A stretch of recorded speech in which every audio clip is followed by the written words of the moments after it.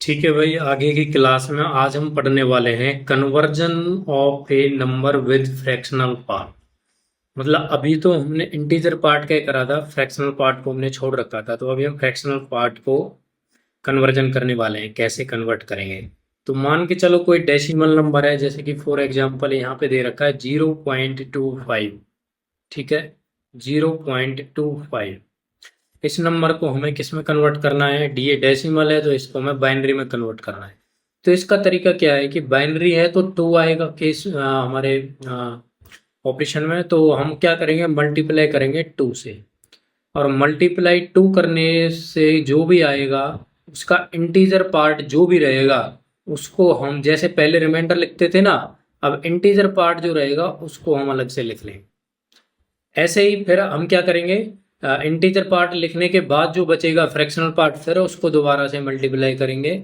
और 50 को 2 से फिर से मल्टीप्लाई करूंगा तो ये आ जाएगा 1.00।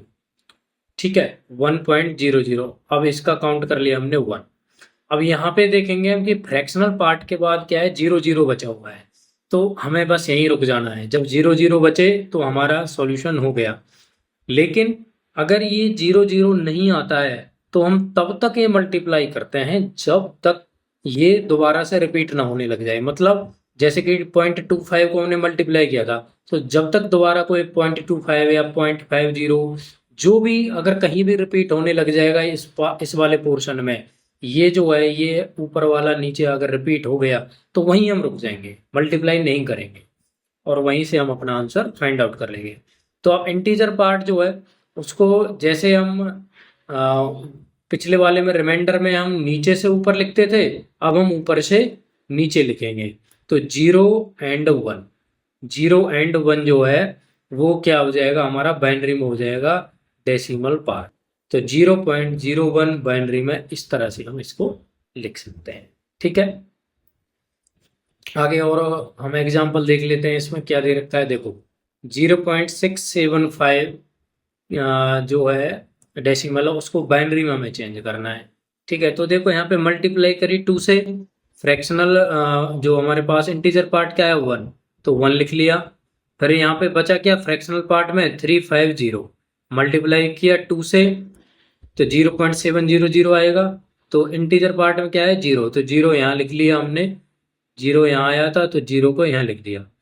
ठीक है, अब 0.700 बचा है तो इसको फिर से मल्टीप्लाई किया। अब देखो कब तक कर रहे हैं हम, हमारे पास अभी तक देखो यहाँ 675 है, यहाँ 350 है, 700, 400, 800, 600, यहाँ तक कोई भी रिपीट नहीं हुआ। लेकिन अब यहाँ अगर हम देख रहे हैं तो यहाँ पे आ रहा है 400, जबकि 400 तो यहाँ आ चुका है। तो हम यहीं पे अपना प्रोसेस रोक देंगे और जो भी है उसको, जो हमारे पास इंटीजर पार्ट आया उसको ऊपर से नीचे हम नोट डाउन कर देंगे। ठीक है, ये हमारा कन्वर्जन हो गया। अब बिल्कुल इसी तरह से हम क्या कर सकते हैं ऑक्टल में। ऑक्टल में भी कुछ नया नहीं है, अब की बार सिर्फ 2 की रिप्लेस कर दिया हमने 8 से। तो 2 को 8 से रिप्लेस कर दिया हमने, तो अब हम 8 से मल्टीप्लाई करेंगे। तो 8 से मल्टीप्लाई करेंगे तो जो भी इंटीजर पार्ट हमारा आ रहा है उसको हम काउंट करते जाएंगे, राइट करते जाएंगे। ठीक है, और फाइनली इसको लिख देंगे। और हेक्साडेसिमल में भी कुछ नहीं करना है। अब हमारे पास क्या हो जाएगा, 16 से मल्टीप्लाई करेंगे और जो भी इंटीजर पार्ट आएगा उसको हम लिखते जाएंगे, बस इतना है। अब देखो नॉन डेसिमल नंबर जो है with fractional part two decimal number system, decimal में कैसे चेंज करेंगे। तो देखो डेसिमल जो हमारे पास था, सॉरी जो बाइनरी वगैरह था उसको हमने डेसिमल में चेंज किया हुआ है, लेकिन हमने पहले इंटीजर पार्ट को ही किया था। ठीक है, अब हम कर रहे हैं फ्रैक्शनल पार्ट को।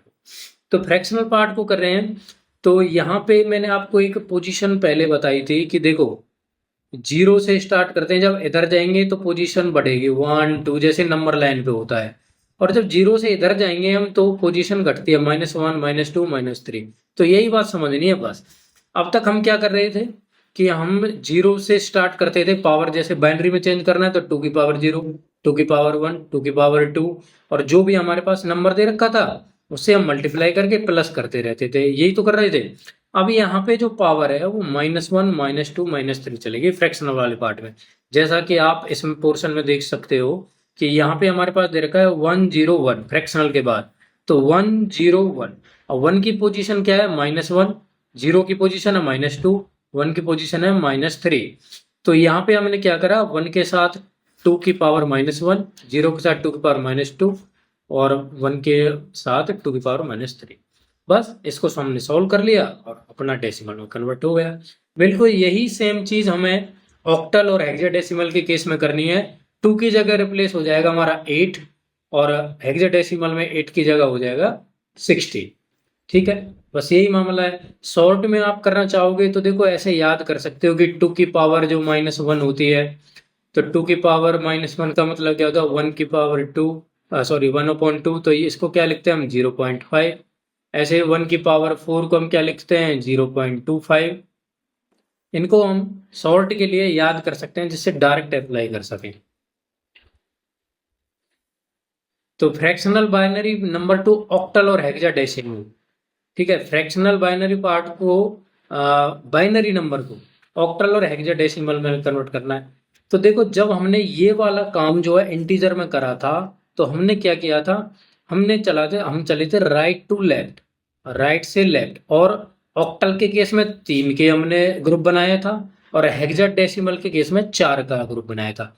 ग्रुप तो अभी भी 3 और 4 के बनेंगे, लेकिन फर्क ये है कि फ्रैक्शनल पार्ट में हमें चलना है लेफ्ट टू राइट। जैसे ये वाला पोर्शन देखिए आप, अब यहाँ पे अगर मैं देखूं तो 3 3 का मैं बनाऊंगा तो 0 1 0 का 1 बन जाएगा और 1 1 का 2 रह गया, इसके पीछे 0 में लगा सकता हूँ, तो ये बनेगा 0 1 0 और 1 1 0। दो मेरे पास ग्रुप बनेंगे। अब 0 1 0 जो है वो बाइनरी में क्या होता है, बाइनरी में 0 1 0 का मतलब क्या है,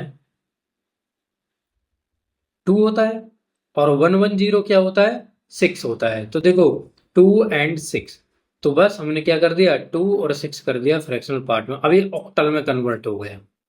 और ऐसा ही हम हेक्साडेसिमल के केस में करेंगे। अब इसको हेक्साडेसिमल में अगर मुझे करना है तो कैसे करूंगा, देखो ये था फ्रैक्शनल पार्ट लिख रहा हूँ सिर्फ मैं, यहाँ पे लिख लेता हूँ 0.010 और 1 1 इतना है।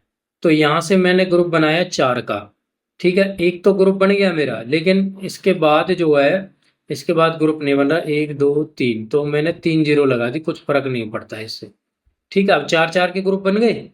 अब ये जो है 0 1 0 1 की वैल्यू क्या होती है, 0 1 0 1 कितना होता है बाइनरी में हमारे पास, ये होता है देखो सीरीज याद है ना 1 2 4। ठीक है, तो 4 और 1 5 ये आ गया, और यहाँ पे क्या आएगा 1 0 0 कितना होता है बताओ,